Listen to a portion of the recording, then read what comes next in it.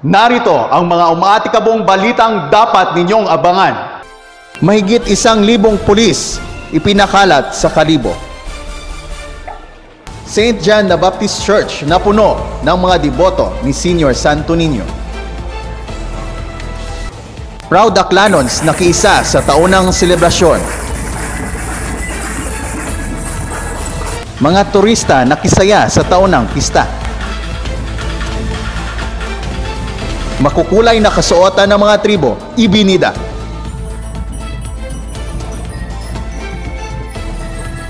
Iba't ibang stalls pinuno ang ilang kalye ng Kalibo.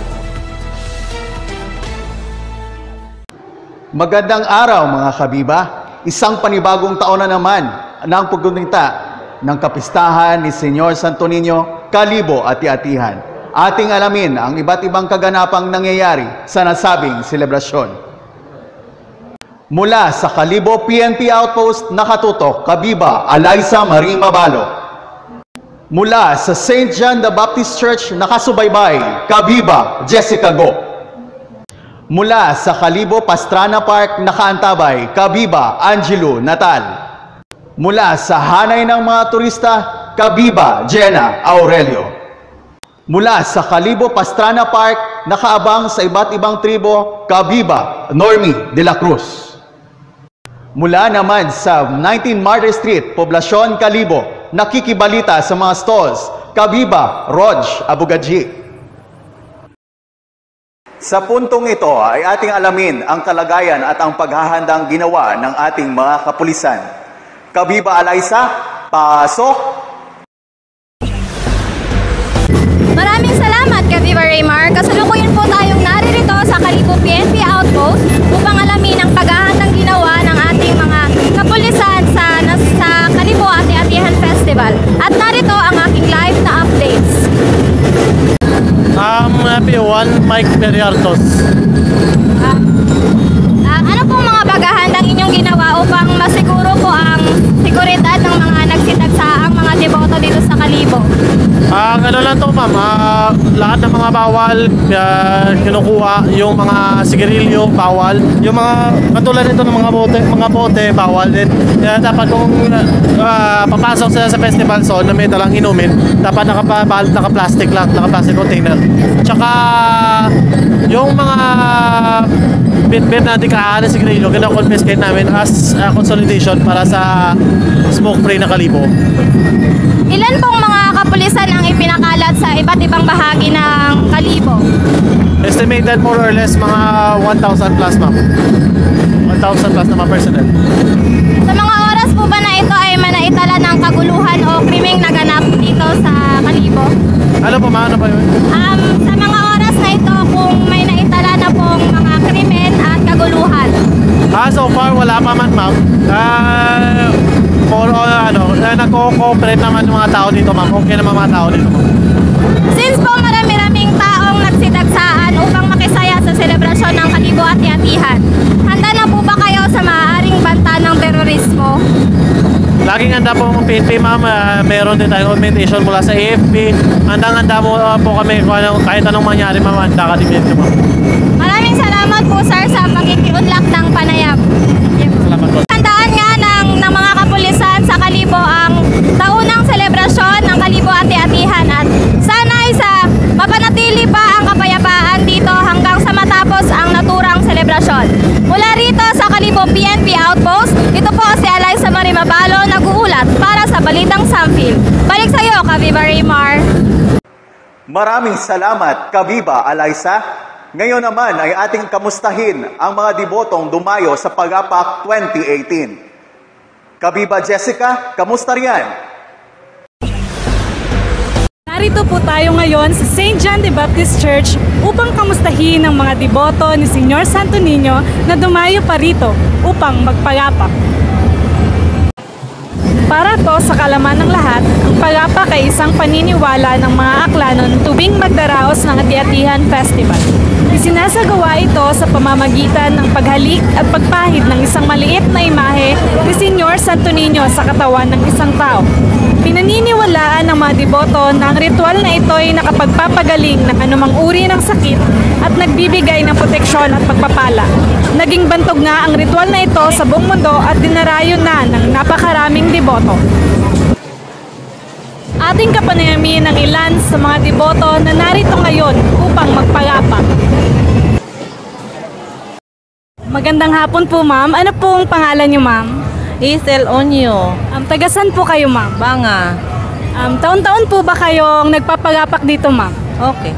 Opo. Mga ilang taon na po kayong nagpapalapak dito sa Kalibo Cathedral, ma'am? Matagal na. Sobrang ng ilang taon na yun. Matagal-tagal na. Mga 20 or something that. Ay, 55 na ako. Siyempre, nung mula ng mga baby pa, pinapalapak man doon. Pagkatapos niyo pong magpalapak, ano po yung mga nararamdaman po ninyo? Yung mga sakit-sakit, yung mga pagod mo, tsaka yung kung pag inuulanan ka, hindi ka magkakasakit. Yun lang po. Tsaka mga blessing, dumarating. Ano po ba yung mga paniniwalang pinaniniwalaan nyo? Bakit po taon-taon po ninyong dinarayo yung Kalibo Cathedral para magpalapak, ma'am? Siyempre, sa family. May blessing sa pamilya, tapos ang mga sakit hindi tumatagal sa mga bata, sa mga apo, sa mga yun lang, wala na. Maraming salamat po, ma'am, sa pagpapaunlak sa aming panayam. Ngayon nga, mga kabibay, patuloy pa rin dumaragsang mga deboto dito sa Kalibo Cathedral. At ayon nga sa mga kawani ng simbahan, ay tatagal pa ito hanggang sa Enero 21, araw po yan ng linggo. Mula rito sa St. John the Baptist Church, ito po si Kabiba Jessica Go para sa Balitang Samfir. Balik sa iyo, Kabiba Raymar. Maraming salamat, Kabiba Jessica. Tunghayan naman natin ang mga kaganapan mula sa lansangan ng bayan ng Kalibo, Aklan. Kabiba Angie, anong ganap dyan? Po tayo, Kabibang Raymar, sa 19 Martyr Street, Poblacion, Kalibo, Aklan, kung saan nakikita sa aking likuran na ang hindi mahulugang karayom na bilang ng mga tao nakikisaya sa pagdiriwang ng Kalibo Ati-Atihan. Ngayon po, Kabibang Raymar, kamustahin naman po natin ang mga ilang naririto. Ano po pangalan niyo, sir? James Rimoho, Taga saan po kayo? taga New Washington. Taga New Washington. Sino-sino po ang mga kasama ninyo upang magdalo sa Ati-Atihan? Kasama ko ngayon yung mga pamilya ko na galing pa ng General Trias, Cavite. At sa ngayon, mga brad ko na sa fraternity na 3 million. Nag-join kami ngayon sa Ati-Atihan yearly. Ano po yung mga paniniwala ninyo para dumalo po sa pagdiriwang na ito? Paniniwala ko ay ito ay isang pagbubuklod ng mga mamamayang Aklanon at pagkakaisa ng lahat ng mga Aklanon at pagkita-kita ng mga pamilyang Aklanon. Taon-taon po ba ay nagdiriwang kayo nito? Pumupunta kayo dito upang ipagdiwang ang Ati-Atihan? Sa ngayon na may trabaho na ako, bira na lang ako nakakauwi sa Aklan dahil yung trabaho ko ay nasa ibang bansa. At pag nagkakaroon lang ng pagkakataon na nakakauwi kami sa Aklan na natutuon lang sa January kaya kami nakakauwi. Iyon lamang po, sir, at maraming salamat. Iyan nga po ang ganap dito, Kabibang Raymar. Nasasaksihan natin ang kakaibang siya sa mukha ng mga deboto habang sila'y umiindak sa saliw ng tambol. Ito po si Kabibang Angelo Natal para sa Balitang Sampil. Kabibang Raymar. Maraming salamat, Kabiba Angie. Atin namang alamin ang mga saloobin ng mga turistang dumayo sa kapistahang ito. Kabiba Jenna, pasok! Ang Ati-Atihan ay kilala bilang Mother of all Festival sa buong mundo. Kaya naman, maraming turista ang dumadayo dito. Kilalanin at ating kapanayamin ang ilan sa mga turistang narito. How long have you been here in the Philippines, by the way? I've been here 5 days. 5 days. Yes. 5 days. I came yesterday. Oh, just yesterday. So, for a few years back, have you been here? I have been here twice before, so now I'm bringing my friends because it's beautiful here. It's beautiful. So, have you joined the Sadsad or the Pilgrims dance, by the way? Say that again? The Pilgrims dance or the Sadsad? You danced? Oh yes, I've been dancing all day. All day. All day. How you'd find it? Is it good or something? It's incredible. It's lovely. It's fun. I love the smiles. I love the movements, the costumes, the colors. It's all incredible. Oh, I love it too. But I love her doing the dance. She goes out in the middle of the drums, she's just shaking it. Okay, so by the way, what country are you from, ma'am? I'm from Denmark. America. Wow, you're so beautiful, ladies, and enjoying the beautiful spa. Thank you so much. And you are beautiful too. Thank you so much. And what are your message for the Aklanans here? Oh, that's a big one. Learn English and come visit us. Please do. Continue to be open, free, and smiling and happy. Your happiness and your love and your hospitality is the best. So it's the hospitality that Filipinos are known for. So have you learned or have you known about the famous chant here in Aklan, the Viva kay Señor Santo Niño? Oh no, Viva Señor Santo Niño, and they just say Viva. Yeah, okay. Yeah. When I say Viva, you say Viva also, okay? Viva kay Señor Santo Niño. Viva! Okay, that's a very good. Thank you so much, ma'am. Thank you for your time. Thank you. Salamat. Kitang-kita sa mukha ng mga turista ang kapanabikang masaksihan ang bantog na lindog ng Ati-Atihan Festival dito sa Aklan. Kaya naman mula dito sa Pastrana Park, ako po si Kaviva Jenna Aurelio nag-uulat. Balik sa'yo, Kaviva Raymar. Maraming salamat, Kabiba Jenna. Kasama sa pagsadsad ng mga deboto ng Santo Niño, ang ating field reporter na si Kabiba Normie upang silipin ang mga tribong nakilaho sa taunang patimpala. Kabiba Normie, pasok! Magandang araw mga kaviva! Kasalukuyan po tayong narito ngayon sa kalsada o kalye na pinagdadausan at dinadaanan ng iba't ibang tribong nagsasadsad. Narito nga sa aking kaliwa ang isa sa mga miyembro ng tribong Apo ni Inday na ating kakapanayamin. Magandang araw sir, ano po ang inyong pangalan? Melvin Sintones po, magandang tanghali din. Sir, ano po yung banwa or bayan na inirerepresenta ng inyong tribo? Ito ay bayan ng Makato, Alangkang Makato. Bayan ng Makato. So, taga-roon din po kayo sa Makato, sir? Yes, ma'am, Makato. Ilang taon nyo na pong ginagawa o ilang taon na po kayo sumasali sa paliksahang ito? Mga 17 siguro ko na 16 na ako nga panganay nga ngayon dadalhin ko maisot ay mga 17 years na siguro ramo niya tribo nga amon hasta makaron. Grabe sir, 17 years. So sobrang tagal na po kayo sumasali dito. Masasabing eksperto na po kayo sa paliksahang ito. Oo, dahil dati bago umano kami ng grupo, wala pa kami instrument, puro bagto lang, lata or una-una yung bisikleta nga may sound, nga parang sound system. Tapos ngayon parang yung may panalo kami, bumibili ako ng mga plansanisa, tapos bibili ako plate. Ako lang nagawa ng mga namin, instrument.